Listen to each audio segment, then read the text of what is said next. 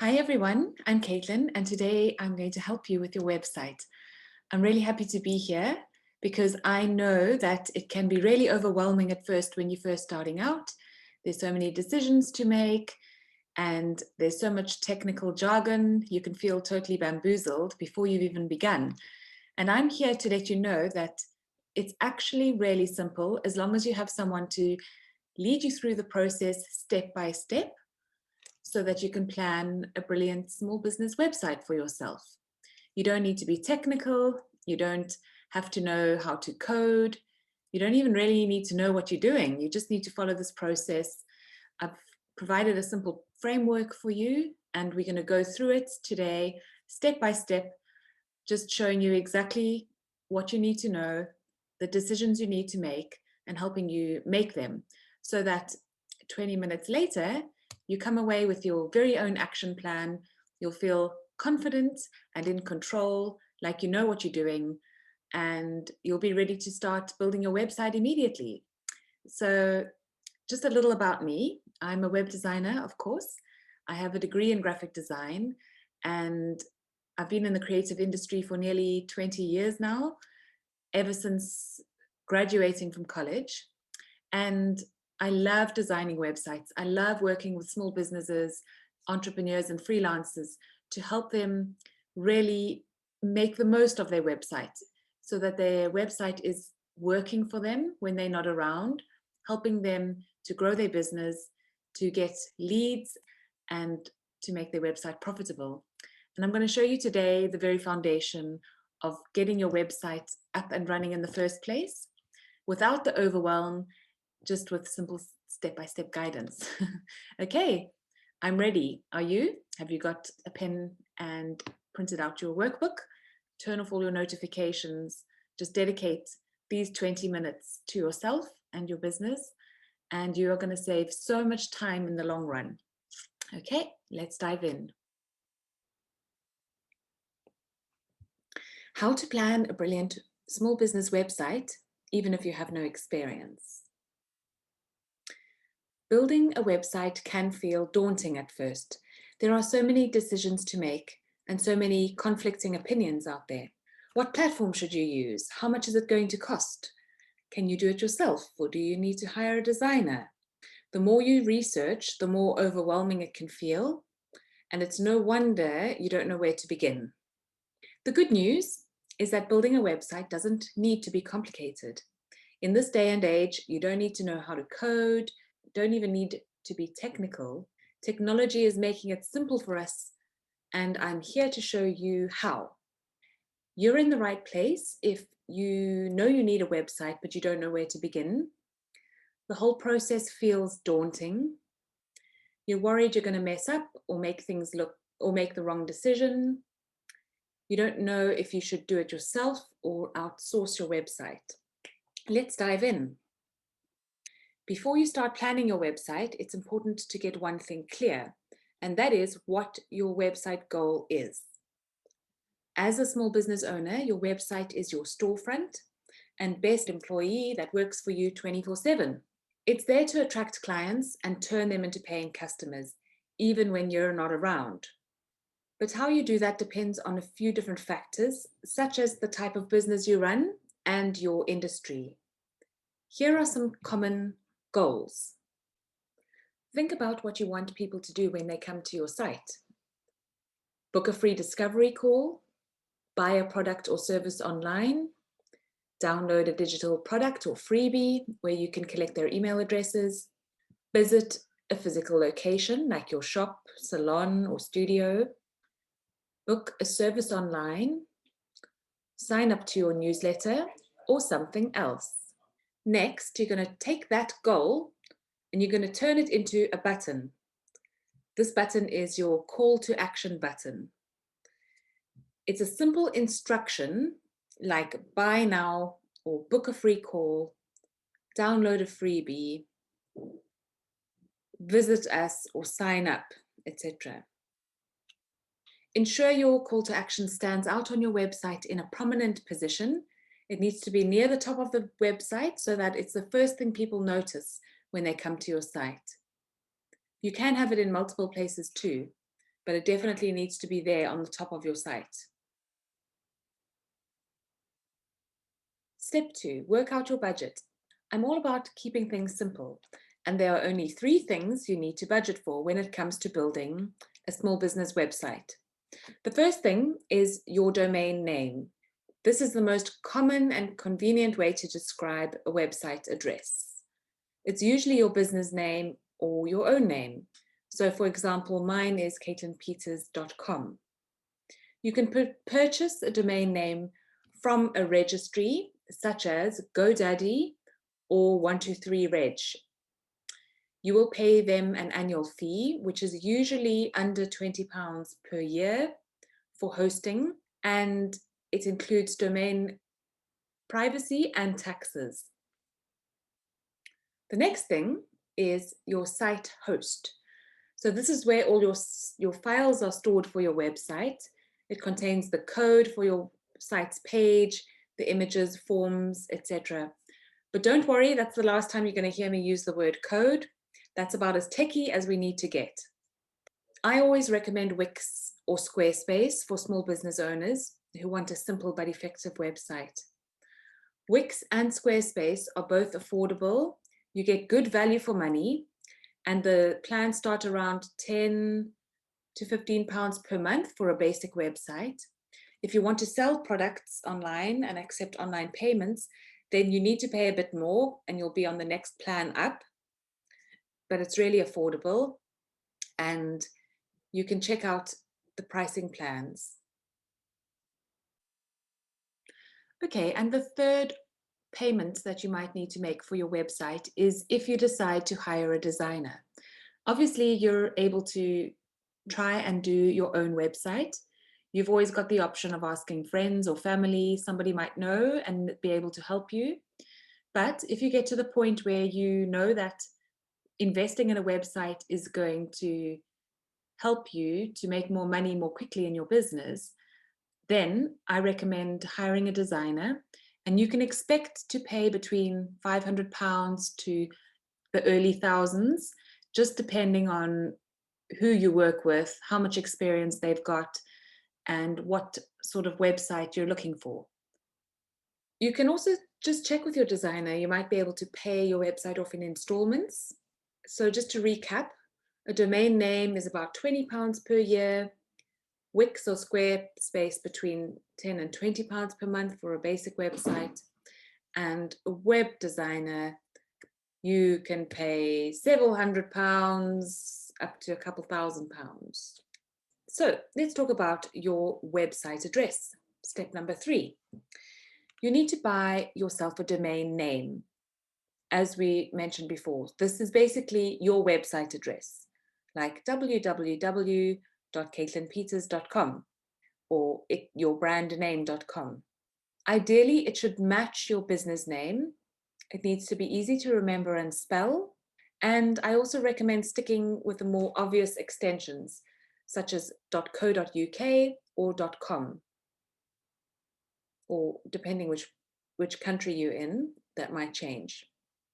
So you can go to GoDaddy or 123reg and look for the domain box, and then type in your desired domain name there to check its availability. If your desired name isn't available, you might need to find an alternative, but just remember to keep it simple and clear with straightforward spelling, and also remember not to use arbitrary extensions. Try to stick with .co.uk or .com, because that is what people are used to typing in. Step 4 is to select a platform. So of course, I've been going on about Wix and Squarespace. Yes, that is what I recommend for small business owners, because they are easy to use and affordable. And both platforms have plenty of professionally designed templates that you can choose from. If you haven't tried either of those platforms out, you can do that for free. I recommend signing up for a free account and playing around a bit with the templates in the editor to get a feel for which platform you prefer. You don't need to pay for anything or commit at this stage. only when you're ready to connect your website to your website address. It's important to know how to access your website so that you can make small changes as your business evolves and changes. Even if you work with a designer who does the bulk of the work for you, you don't want to be locked out of your own shop. So make sure you have access to it and you know how to just make those small tweaks and changes. You can ask your designer when you're wanting to sign up with them if they're going to show you how to do that. Out of the two platforms, I prefer Wix. Wix is great for beginners, and it's also great if you want to have total creative freedom because it's easy to customize. Wix has thousands of stock photos and design elements that you can use on your website. Plus, it's got a whole app market full of features and apps to make your website more professional. Squarespace is slightly more challenging to get to grips with, but it does have gorgeous templates, and you can still change the colors and fonts to match your brand, but it doesn't have its own library of photos, although it does integrate with Unsplash. So does Wix. They both integrate with Unsplash, which is a stock library, free stock images. The best thing you can do is to create an account on each platform and give it a bash. However, if you have already got familiar with one of these platforms, then just stick with that. You can't go wrong. So step number 5 is to decide if you want to do it yourself or if you want to outsource your website. You need to take into consideration your skills, your budget, how much time you have to dedicate to building your website. Sometimes it takes months to sort it all out. So think about all the business that you might be missing. Option 1 is to do it yourself. If you're pretty tech savvy and feel confident enough to try design your own website, this is your cheapest option because you don't have to pay for a designer. In this case, you will only pay for a domain name and the platform that you build your website on, so Wix or Squarespace. Where you save on costs, you lose in time. As with everything in life, there's always a bit of a learning curve in the beginning. So it could take you a while to figure out if you don't have someone helping you. And if you don't have a good eye for design, you run the risk of your website looking a bit amateur, which can ultimately do more harm than good when you're trying to build a business. So you need to consider those pros and cons. If you are ready for a done-for-you website, this can help you, your business. It's a jump start to your business, so it will help your business be taken more seriously online and save you time by doing all the heavy lifting for you. And the sooner you have a website up and running, the sooner you can start attracting clients and increasing your income. Working with a designer is an investment, and not everyone has a budget when they're first starting out. But if you're able to afford one, or perhaps you've been in business for a while and you appreciate that investing in a website is the way to grow your business, it can be a quicker path to success, provided you find the right person to work with. And that's what we're going to talk about now, the right person to help you. It's easy for web designers to bamboozle you with technical terms and fear tactics to get you to sign up for something you don't really need or understand. Sadly, I see a lot of women being taken advantage of in this way. To avoid this happening to you, here are my best tips for finding the right fit person to work with. Ask friends and peers for recommendations. Ask for recommendations in social media groups where freelancers tend to hang out, like Facebook. Facebook groups are great. Make a short list of your favorite websites. Visit each of those websites and scroll right to the bottom of the page. It will usually say who designed the website there in the footer. You can click on the link and then you can go to that designer's website. Have a look at their whole portfolio and visit the websites that they've designed to get a proper feel for those websites. Check out any testimonials and case studies that they have, and book a discovery call with them to see if you really do like them when you're speaking to them. Make sure that you feel comfortable asking questions. You want someone who's open and honest and approachable that you can ask questions to without feeling embarrassed. See whether they have a payment plan, because sometimes you'll be able to pay off a website over a few months, which is sometimes the difference between a yes and a no. Working with a freelance designer or small business owner will help you to keep costs down, as they don't have the big overheads that a traditional agency would have. You will likely have a higher level of personalized support as you work one-to-one with the designer. Don't just go for the cheapest quote. Everyone and their dog is claiming to be a designer these days. If you're purely price shopping and want to go with the cheapest option, you will need to pay more than once when you realize the website isn't converting. I see this happen all the time. Cheap is not always the best way. You'll be working closely with the designer for a period of time, so you need to make sure that you get along well with the designer so that you can enjoy the process, because it shouldn't feel like a chore or stressful or scary. It should be an enjoyable process. Step 7, map out your pages. Grab a pen and paper and sketch out how many pages you want on your website. Decide on what to call them, but just keep it as simple and obvious as possible so site visitors know what to expect. This is a thinking process that helps you to establish or to determine what you want on each page, and it doesn't need much detail. For a simple service-based business, your website might look like this: a home page, an about page, and then you can list what sections you want underneath there. Work with me, so that's like your services page. You might have one-to-one coaching, you might have group workshops, testimonials, FAQs, and a blog and a contact page. Step 8 is to plan your content for each page. Now, all you need to do is outline what you need on each page. You don't have to go in much detail. It's just about having a plan so that you can start getting the content together. Here's an idea of what you can include on a simple service-based business website. On your homepage, you can keep it simple.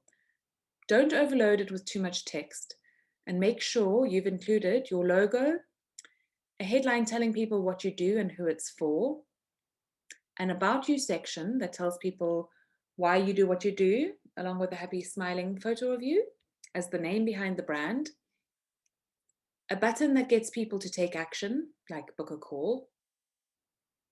That's your call to action that needs to be there. Social proof like testimonials, reviews, or logos of businesses you've worked with. Your services, you need to keep brief on the homepage. You can link to your services page from there, and your contact information. Then you can have an about page. So this is the second most popular page on any website. So don't leave it off, and don't leave it as an afterthought.